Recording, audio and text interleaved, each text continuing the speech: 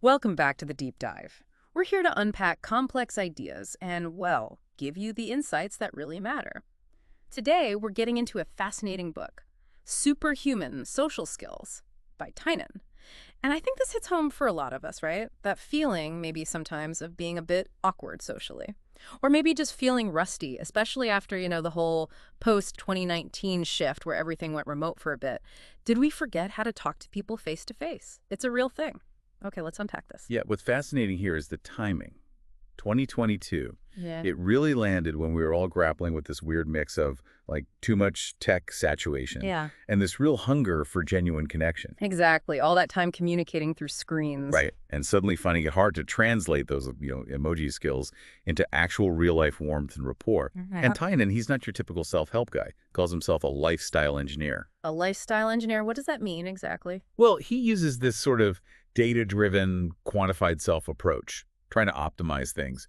But the key thing is he struggled with this stuff himself, like really struggled with social awkwardness. Ah, so he gets it. Totally. He basically had to reverse engineer social skills, broke it all down. That's why the book feels so real, so empathetic. He's been in those shoes. And that makes it super relevant for, well, for you listening. Maybe you're trying to get better at networking for work, or maybe you deal with social anxiety or just feel a bit isolated sometimes. Or maybe you just want, deeper connections with the people already in your life. So our goal here is to give you a shortcut, basically. Understand how to step back into the world with more confidence, more clarity, moving away from that sort of fear-based feeling about social stuff and towards growth. Seeing interactions as opportunities. Yeah, shifting that whole mindset. Okay, so let's dig into the core ideas. What's the foundation Tynan builds on? He kicks off with something pretty liberating, I thought. This idea that social skill isn't innate. Right. It's not like eye color. Exactly. It's not like you're either born charismatic or you're doomed. He says it's learnable, trainable. He compares it to learning badminton. Badminton, okay. Yeah, like you start off clumsy, right? Whiffing the birdie, hitting it way out. But you practice, you do drills, you get feedback, and you do get better. It takes the pressure off feeling like you're just bad at people. It totally does. Yeah. And that core idea of treating social skills as skills, that's everything. It puts the control back with you. Just like, an athlete works on their free throws or a musician practices scales over and over. You build social fluency through, lots of small conversations. Paying attention to feedback, noticing how people react. And then, this is key, adjusting your approach, self-correcting. So anyone can improve, basically. It's about effort, not just natural talent. Exactly. It kind of democratizes it. You don't have to be born an extrovert. You just have to be willing to work at it. Okay, so if it's a skill we're building, what are we aiming for? Tynan talks about being a net social addition. What does that actually look like? Is it more than just showing up? Because I think sometimes we think, well, I came, isn't that enough? Yeah, it's definitely more than just occupying space. Being a net addition means you actively bring something positive.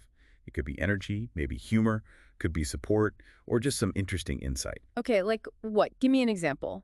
Well, think about the person who helps clear the table without being asked. Or someone who actually remembers that small detail you mentioned weeks ago and asks about it. Makes you feel seen, right? Yeah, definitely. Or maybe it's telling a genuinely funny story that lightens the mood. Or, here's a good one, thoughtfully introducing two people you think would click. Even just really listening, asking a good follow-up question that adds value. It makes the whole experience better for everyone. And the result is people want you around more. Pretty much.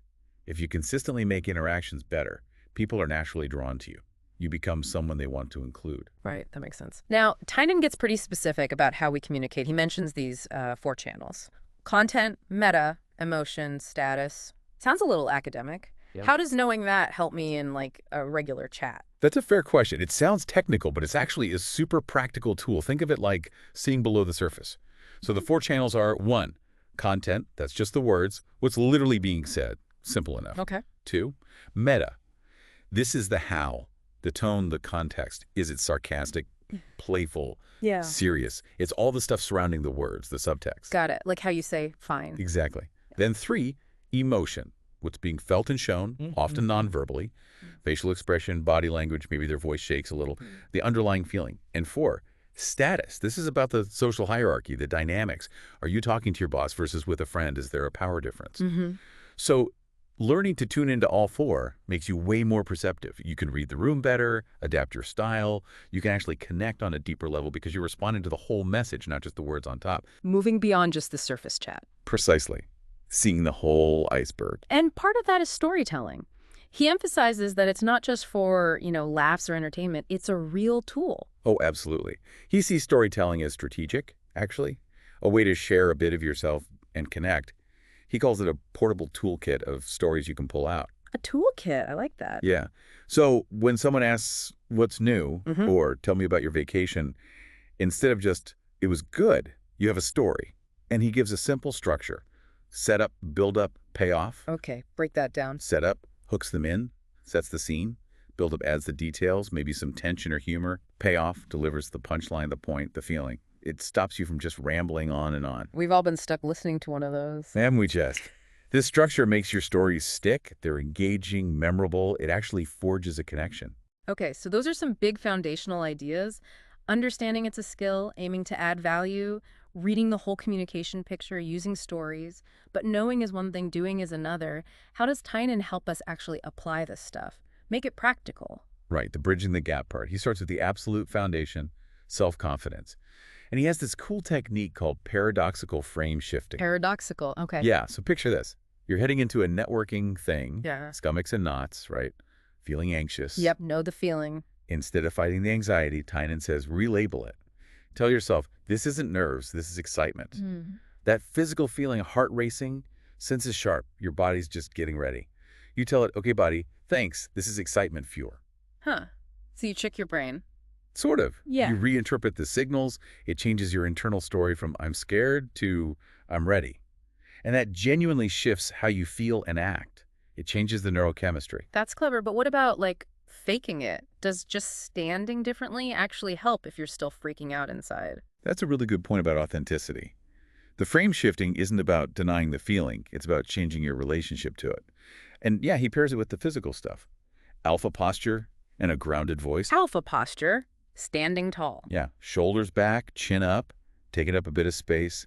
Not aggressively, just confidently. And speaking slower, clearer, maybe a bit lower in pitch.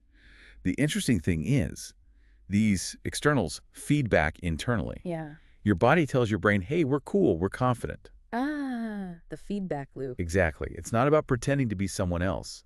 It's about embodying the confident version of yourself you aspire to be and letting that physicality help you get there. It starts to feel real. Okay, so you've reframed your anxiety as excitement. You're standing confidently. Yeah. Now what? How do you actually start a conversation without it being awkward? You can do tools for that too. First up, the golden opener. These are simple, open-ended questions that aren't threatening or demanding. Instead of the dreaded, so what do you do? Maybe. Try, what's been the highlight of your week so far? Or how do you know the hosts? Or what brings you here tonight? They're easy to answer, invite sharing, and take the pressure off. Okay, those are good. Less like an interrogation. Right. Then, once you're talking, he suggests copy, summarize, ask to build rapport. Copy, summarize, ask. 3 steps. Yep. Someone mentions, say, a trip they took. You don't just nod, you copy a key bit. Ooh, a trip. Then you summarize to show you heard. So, you were traveling recently. Then you ask an open-ended question. What was your favorite part? Ah, so you're actively showing you listened. Totally. It forces you to listen properly, not just plan what you're going to say next. And it makes the other person feel heard. It deepens the connection almost instantly. That's really practical, but how do you make sure you actually remember to do these things? It's easy to learn a technique, harder to make it a habit. Absolutely. Consistency is the name of the game. So Tynan lays out some daily practices. First, a confidence warm-up, like 2 minutes every morning, power pose, maybe some deep breaths, repeat a personal mantra. Like mental push-ups. Kinda. Just gets you primed. Then, a social quota. Aim for 1 meaningful chat a day. Doesn't have to be huge. Chat with the baristas beyond just ordering. Ask a colleague a thoughtful question about their weekend. Text a friend something specific you appreciate about them. Low stakes. Consistent practice. Okay, manageable. Then, during chats, use span and echo. Span with those open-ended questions. What got you interested in X? Then echo, reflect back what they said and ask a follow-up. Oh, so you love problem solving. Tell me about a tricky one. Keeps the conversation flowing and deepens it. Span and echo. I like that. And finally, evening reflection. Just 5, 10 minutes. Think back on your interactions, what felt good, what felt awkward. Pick one tiny thing to improve tomorrow. Like reviewing game tape. Exactly like that. It's systematic improvement. And Tynan uses examples from his own life to show this works, right? He's not just preaching theory. Oh yeah, he's very open about his own experiments. The bar experiment is a classic. He describes using his whole pregame ritual, the frame shifting, the posture, before going into a busy bar, deliberately approaching strangers using his openers and techniques. Wow, takes guts. It does. But it shows how preparation can overcome that fear. And he walks away, having made actual connections. There's another one, the conference redirection. He sees someone alone, looking awkward on their phone. Oh, we've all been that person. Right, so he goes over, uses an easy opener, has a decent chat using span and echo, really connects for maybe 15 minutes, and then he introduces that person to a few others he knows at the conference. Ah, being a connector. Exactly. It shows initiative, empathy, reading the situation, and actively being that net social addition. Yeah. It's a perfect little case study of his principles in action. And going deeper than just individual interactions, Tynan puts a real focus on trust, how you build it. He stresses it's earned, slowly, consistently, by making your words match your actions. Yep. Simple stuff, really.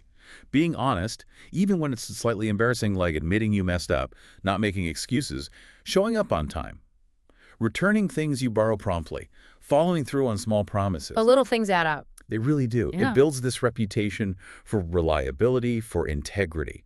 That's the bedrock of strong relationship. Makes sense. Okay, so building trust is key.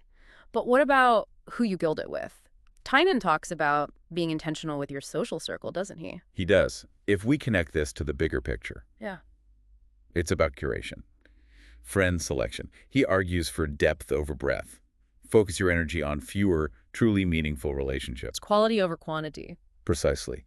And seek out people who are, as he puts it, smart, kind, and ambitious. People who genuinely lift you up, challenge you in good ways. But it's not just about who you hang out with. It's also about becoming a connector. We saw that in the conference example. Yeah. Thoughtfully introducing people in your network who you think might benefit from knowing each other. Maybe they could collaborate. Maybe they just get along well.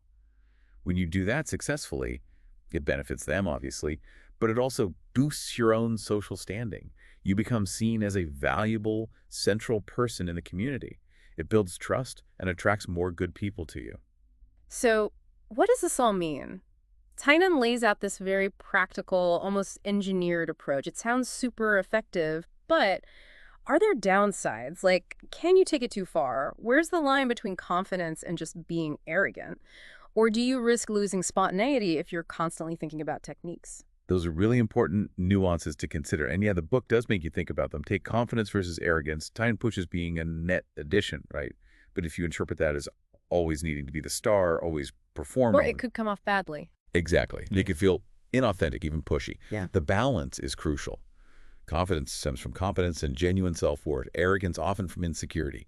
The aim is positive contribution, not just taking up space. And the metaconsciousness thing, being aware of the 4 channels, it's powerful, but yeah, you could overthink it. Like analyzing instead of just being present. If you're constantly dissecting every little signal, you might miss the actual human connection. You risk being more strategic than sincere. The goal is to practice these skills until they become automatic, intuitive. Like learning to ride a bike eventually, you just do it without thinking about every pedal stroke. Makes sense. What about storytelling? Well, even a perfectly structured story setup, build-up, payoff needs to actually resonate. It has to connect with the listener somehow, emotionally or experientially. It can't just be a performance piece.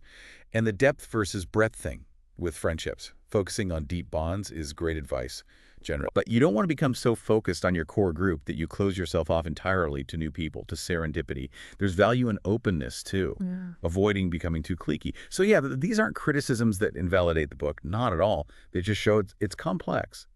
Tynan's framework actually prompts you to think about the why behind social interaction, the ethics of it. It pushes you towards building a social presence based on authenticity, not just slick techniques. It's about becoming, well, a better human.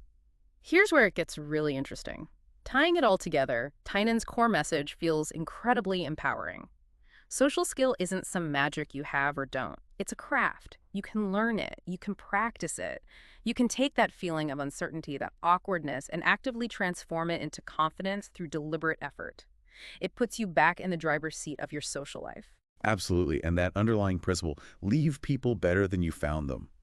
That's huge. It shifts the focus. Real social excellence comes from that blend of being prepared and being genuinely present, from wanting to contribute, not just wanting to impress.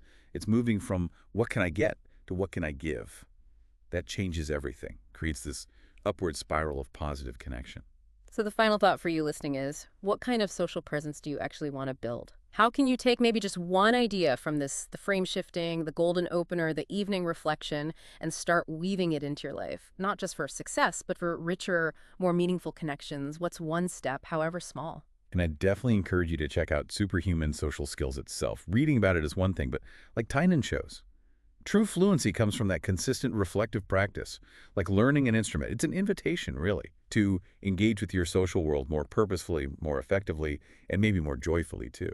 Fantastic. Well, thank you for joining us on this deep dive. Hopefully, you've got some actionable insights to take into your very next interaction. Definitely.